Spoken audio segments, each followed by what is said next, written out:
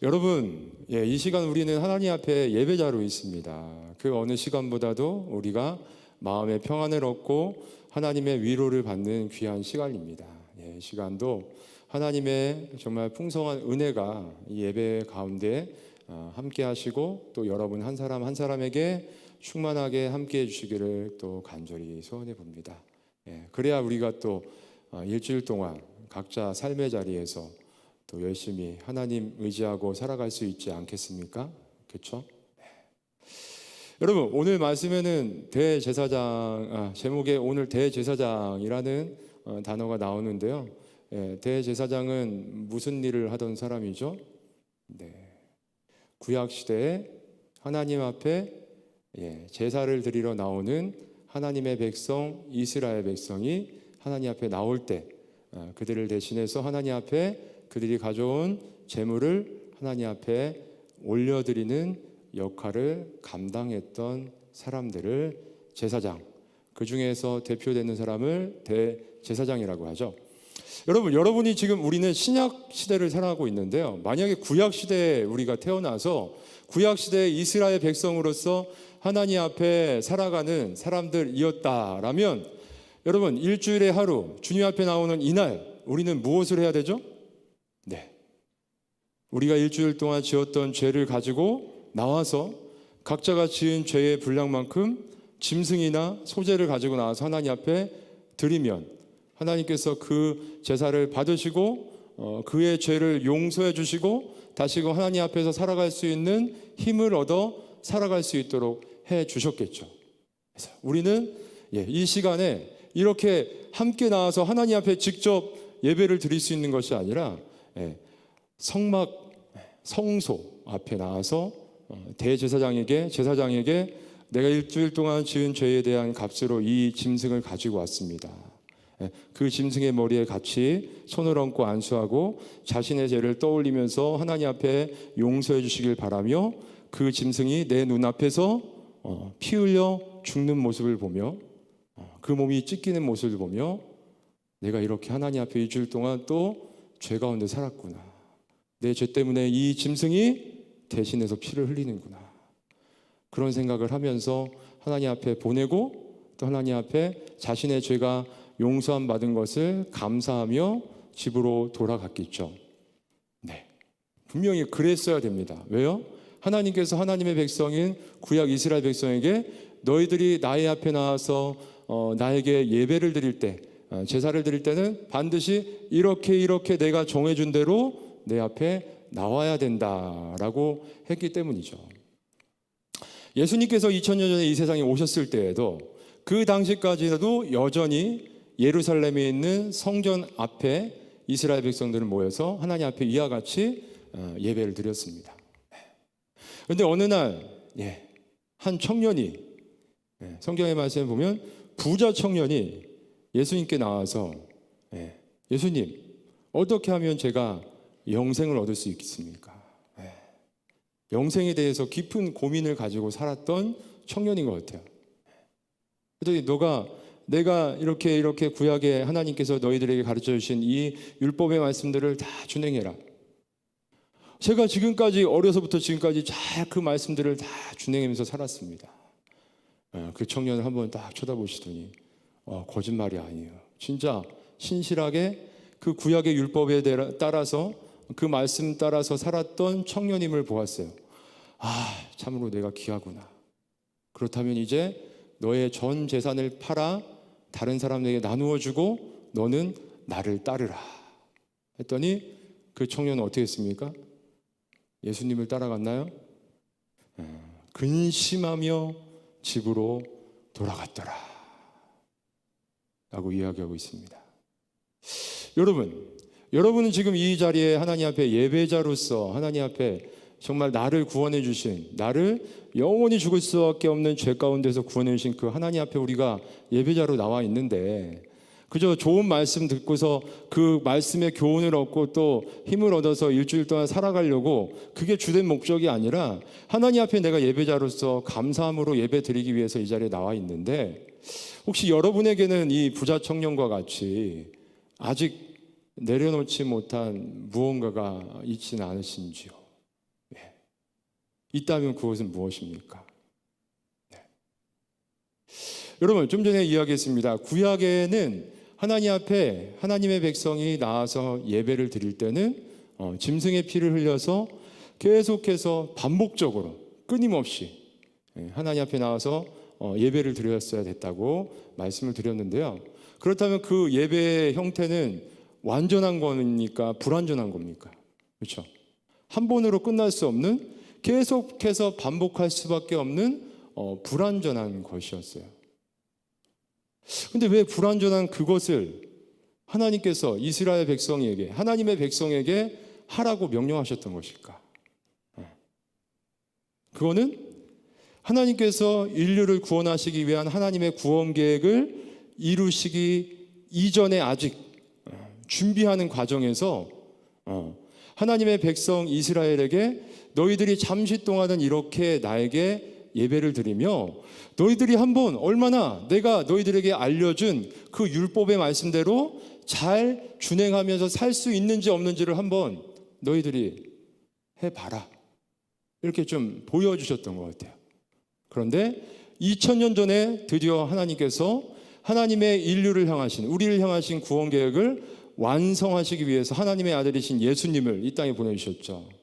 근데 그 예수님께서 바로 대제사장이 되어주셔서 자신의 몸을 직접 십자가에 못 박아 달려 죽어주심으로, 자원해서, 누가 등 떠밀어서 가룟 유다가 몰래 예수님을 팔아넘겨서 어쩔 수 없이 예수님이 십자가에 달려 죽으신 것이 아니라, 그것 또한 하나님께서 예정하신, 그렇죠, 그 계획들 가운데 있었고, 그 계획들 가운데 드디어 예수님께서 하나님 아버지께 자원하는 마음으로 우리의 모든 죄를 용서해 주시기 위해서 십자가에 달려 죽어주셨죠.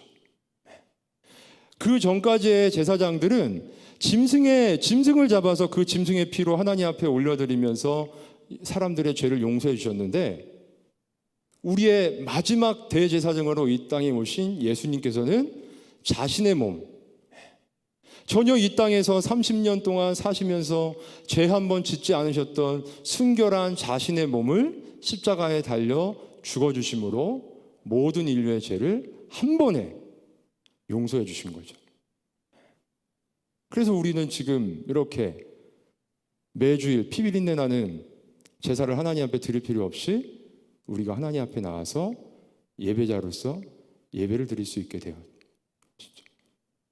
근데 여기 앉아있다고 다 그런 예배자가 된 것이 아니라, 이 중에는 마치 그 부자 청년과 같이 아직 정말 인생의 진리를 구하며 구도자로서 도대체 내 인생의 진정한 구원자는 누구인가, 그 질문 가운데 이 자리에 앉아있는 사람도 있을 것이고요, 아직 그 믿음을 소유하지 못한 누군가도 있을 것이고, 근데 그 믿음을 진정으로 수요한 사람이 하나님 앞에 하나님이 기뻐하시는 예배자로 이 자리에서 예배를 드릴 수 있게 되는 것이죠. 여러분, 참 하나님은 우리에게 너무나 좋은 것을 주셨어요. 그렇죠? 하나뿐인 아들이신 예수님, 그분의 대속의 죽음을 통해서 우리의 죄를 용서해 주시고 우리를 영원한 하나님 나라 백성으로 다시 구원해 주신, 여러분, 그 구원의 감격을 가지고 이 시간 예배를 드리고 있으십니까? 아멘. 아멘이 나왔어요. 감사하네요. 이 자리에 있는 우리 모두가 그런 매주 하나님 앞에 예배 드릴 때마다 이 구원의 감격을 가지고 하나님이 기뻐 받으실 예배를 올려드릴 수 있는 여러분이 되었으면 좋겠습니다.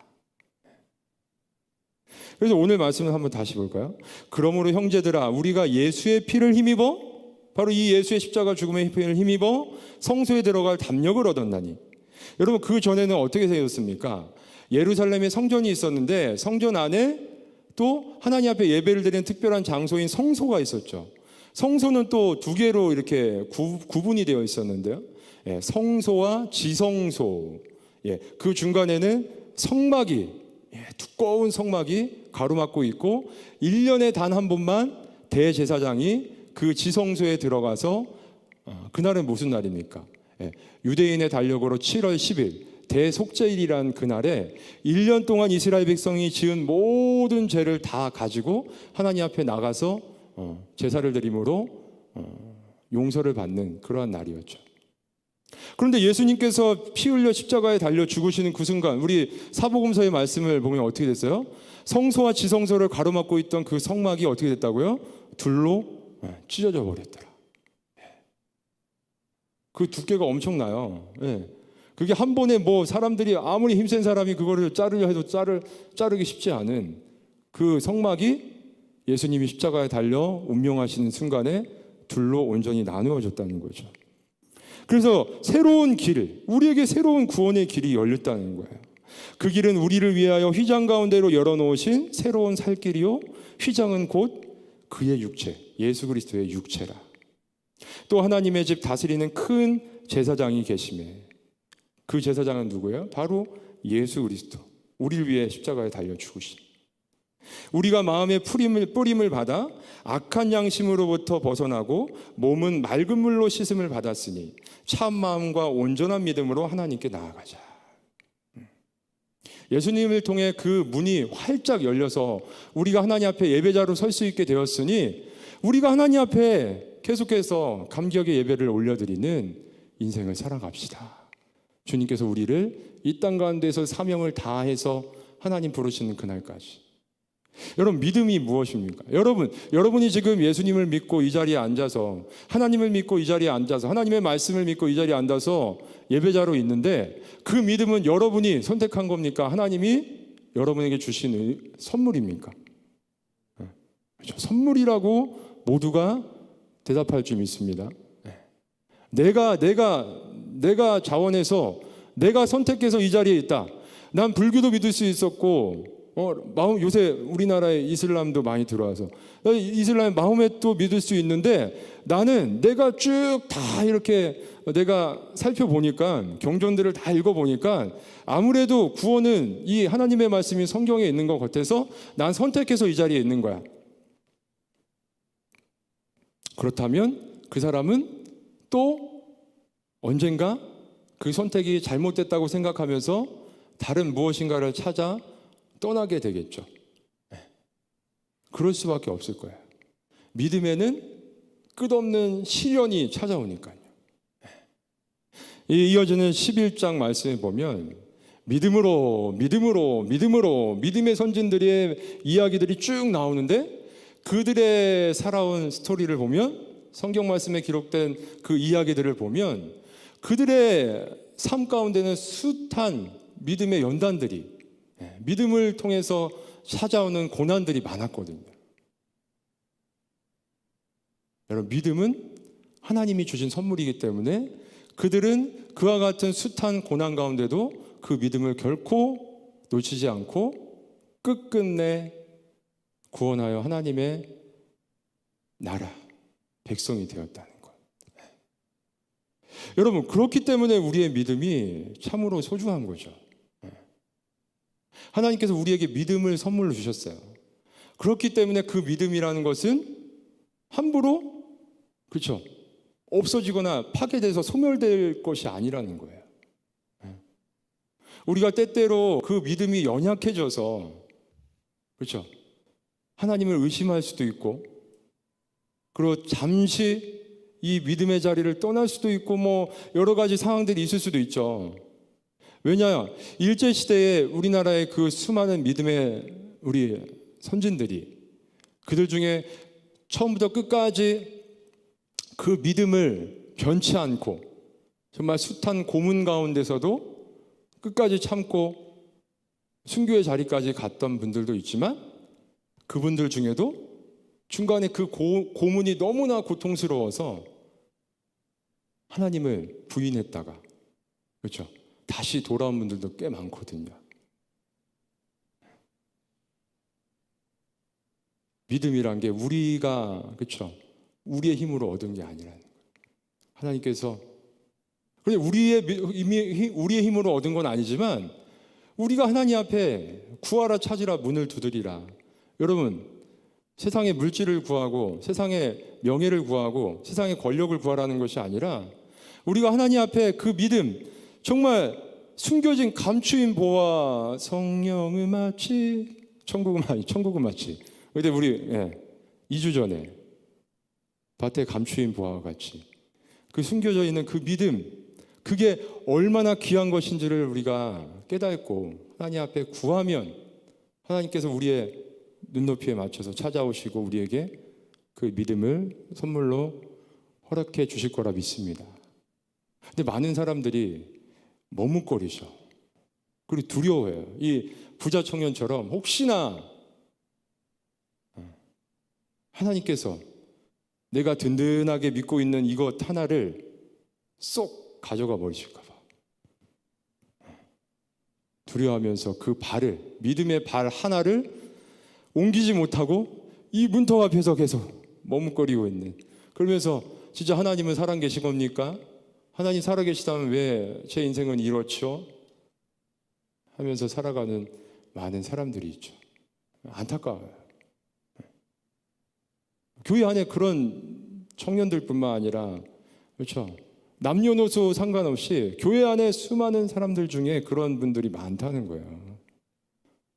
율법을 조금 지키면서 이 구약에 하나님께서 말씀해 주신 대표적인 예로서 십계명의 말씀 쭉 생각하면서 내가 하나님 말씀 잘 지키고 있는데 이 정도면 되지 않나, 예배도 드리고 있는데 내가 예배 시간에 빠지지 않으려고 다른 거 다 취소하고 예배까지 드리고 있는데 이 정도 믿음이면, 이 정도 나의 어떤 이렇게 겉으로 드러나는 신앙의 모습이면 하나님 이 정도면 되지 않아요? 저 여기까지만. 하나님은, 우리를 죄에서 구원해 주신 그 하나님은 우리의 온전한 헌신을 원하신다는 거예요.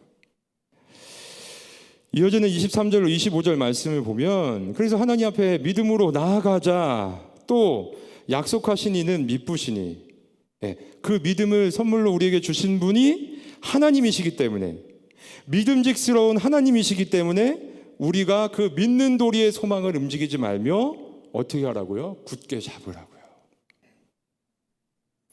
이어지는 11장 말씀을 보면 이런 말씀이 있어요. 36절, 37절. 또 어떤 이들은 조롱과 채찍질 뿐만 아니라 결박과 옥에 갇히는 시련도 받았으며 돌로 치는 것과 톱으로 켜는 것과 시험과 칼로 죽임을 당하고 양과 염소의 가죽을 입고 유리하여 궁핍과 환난과 학대를 받았으니. 믿음의 사람들이, 이런 사람은 세상이 감당하지 못하느니라. 그들이 광야와 산과 동굴과 토굴에서 유리했지만 그 믿음을 끝까지 지켰느니라. 이 사람들은 다 믿음으로 말미암아 증거를 받았으나 약속된 것을 받지 못하였으니. 여러분, 하나님이 우리에게 뭘 약속하셨습니까? 믿음으로 너희들은 영원한 하나님 나라에 들어가게 될 것이다. 근데 여러분 지금 영원한 하나님 나라 선물로 받았습니까 지금? 아니, 우리는 이 땅에서 살면서는 그 영원한 하나님 나라 선물로 받을 수 있는 사람이 아무도 없어요. 아브라함 뭐 어땠습니까? 아브라함과 이삭과 야곱, 하나님께서 아브라함을 부르시면서 야 봐라, 가나안 땅으로 인도하셨어요. 고향을 떠나서. 그 진짜 여러분 알죠? 지금의 이란 이라크 땅에서 이스라엘까지 그 옛날에 수천 킬로 떠나라 했더니 믿음으로 떠났어요. 그 땅에 와서 동서남북을 바라봐라, 내가 너에게 이 모든 땅을 줄 것이다. 아브라함 받았습니까? 죽기 전에? 받았어요? 못 받았어요. 죽기 전에 고작 얻었던 건 하나님이 공짜로 주신 게 아니라 자기가 돈 주고 자기랑 자기 가족이 묻힐 밭, 묘지, 그거 하나 산 것밖에 없어요. 그런데 어땠어요? 죽기 전까지 아브라함은 믿음으로 하나님께서 그렇게 약속하신 걸 다 주실 걸 믿고 살았다는 거죠. 믿음은 이런 거예요. 믿음은 바라는 것들의 실상. 여러분, 영원한 하나님 나라 있습니까? 없습니까? 있죠. 실상이죠. 보이지 않는 것들의 증거니. 보이지 않지만 우리는 그것을 믿고 하나님 나라가 있다는 것을 알지 못하는 사람들에게 증인된 삶을 살아가고 있잖아요. 그랬던 사람이 우리들뿐만 아니라 이 믿음장인 11장의 그 이 수많은 믿음의 선진들이, 우리의 부모님들이, 우리에게 이 복음을 전해주었던 사람들이 그렇게 살고 있다는 거예요.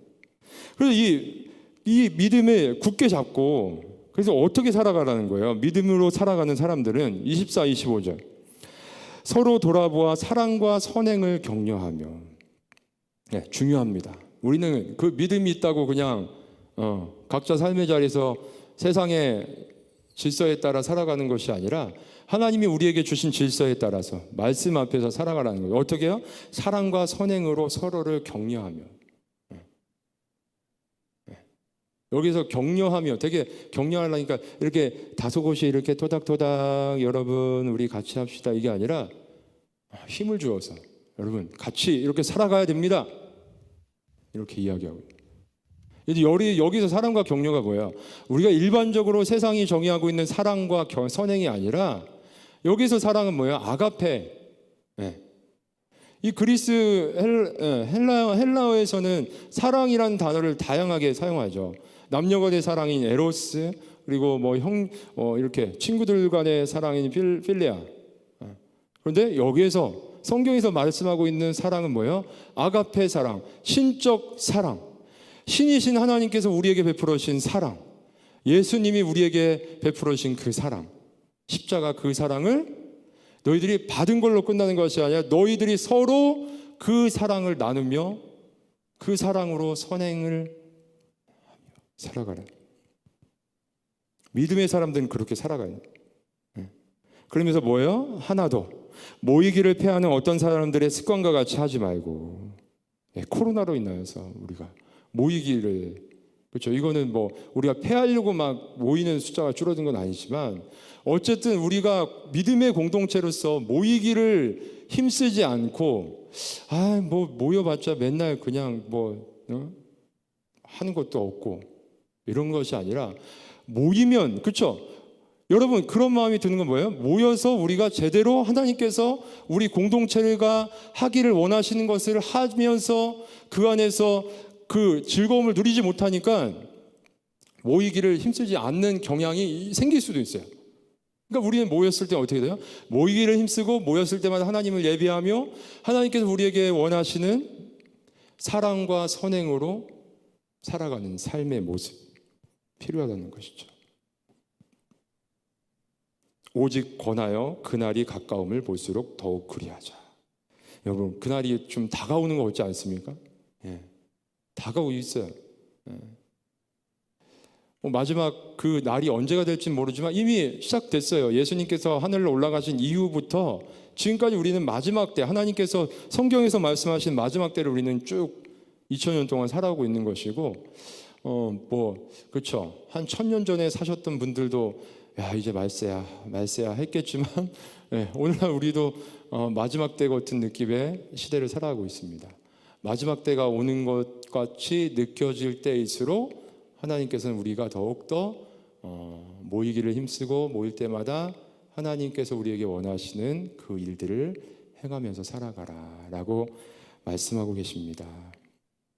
여러분, 우리의 대제사장 되시는 예수님을 따르는 믿음, 그것은 하나님이 우리에게 주신 것이기 때문에 우리가 아직 젖먹이 어린아이와 같은 신앙의 상태에 있기 때문에 세상의 여러 가지 것들에 마음이 흔들릴 수도 있고, 또 우리가 지금까지 습관적으로 살아왔던 그런 행동들 때문에 이게 제대로 잘 안 될 수도 있는 모습도 있지만, 분명한 것은 이 믿음은 하나님이 주신 것이기 때문에, 하나님이 한 번 주신 사람에게는 결코 빼앗아 가지 않으시기 때문에 우리는 그 믿음을 굳게 잡고 살아가야 된다는 거예요. 근데 어떻게? 그냥 믿음만 굳게 잡고 살아가는 것이 아니라 우리의 행함이 있어야 된다는 것이죠. 그것을 생각하면서 하나님 앞에서 믿음으로 살아갈 수 있는 여러분이 되시고요. 아직 그 믿음이 무엇인지 모르겠다, 난 아직 구도자다라고 생각되시는 분들은 살아계신 하나님, 인격적으로 우리에게 찾아와 주시는 하나님, 그 하나님 앞에 더욱더 하나님의 만남을 간구할 수 있는 여러분이 되었으면 좋겠습니다.